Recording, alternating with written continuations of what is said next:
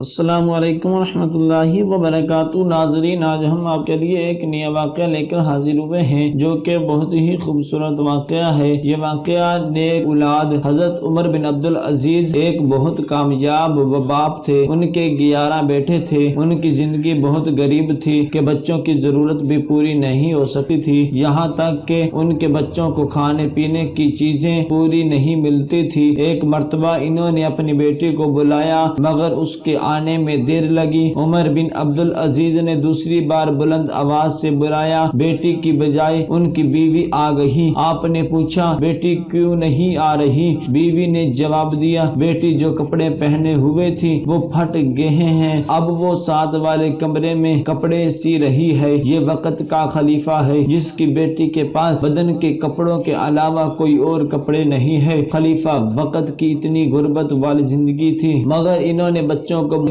محبت سکھائی، خدمت سکھائی، نیکی سکھائی اور بچوں کے اندر نیکی کا جذبہ پیدا کیا۔ جب عمر بن عبدالعزیز مرض الوفات میں تھے، ان کا ایک دوست ملنے کے لیے آیا۔ حضرت لیٹے ہوئے تھے۔ ایک ان کے دوست نے کہا، عمر بن عبدالعزیز، آپ نے بچوں کے ساتھ بھلا نہیں کیا۔ آپ نے پوچھا کیوں؟ اس نے کہا، تم تو اپنی اولاد کے لیے کچھ بھی چھوڑ کر نہیں جا رہے، تم نے اپنی اولاد کے ساتھ اچھا نہیں کیا۔ جب اس نے یہ الفاظ کہے تو عمر بن عبدالعزیز اٹھ کر بیٹھ گئے اور فرمانے لگے، دیکھو، اگر میری اولاد نیک بنی تو میں ان کو اللہ کی سرپرستی میں دے کر جا رہا ہوں، کیونکہ اللہ تعالیٰ فرماتے ہیں، وَهُوَ يَتَوَلَّى الصَّالِحِينَ، اللہ نیکوکاروں کا خود سرپرست ہوتا ہے، میں ان کو اللہ کے سرپرستی میں دے کر جا رہا ہوں۔ اگر میری اولاد نیک بنی تو میں ان کے فسق و فجور کے اوپر معاون نہیں بن سکتا کی شان دیکھے۔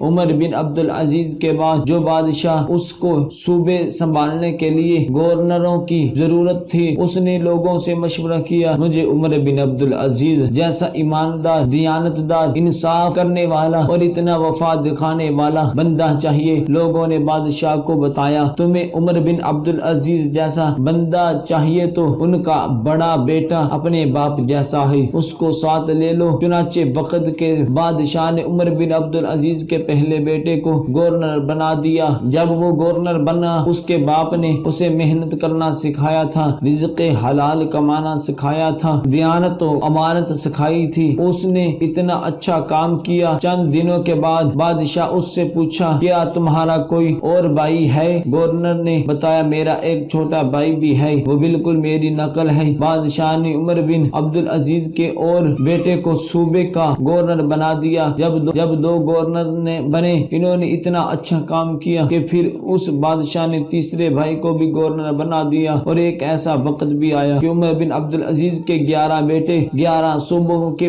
ایک ہی وقت میں گورنر بنے ہوئے تھے۔ یہ ہے کامیاب باپ جس نے اپنے بچوں کو ایسی نیکی سکھائی کہ بعد والے لوگوں نے ان کے 11 بیٹوں کو ایک وقت میں 11 صوبوں کا گورنر بنا دیا۔ دعا ہے کہ اللہ تبارک و تعالی ہم سب کو ان کلمات پر عمل کرنے کی توفیق عطا فرمائے۔ صدق اللہ العظیم۔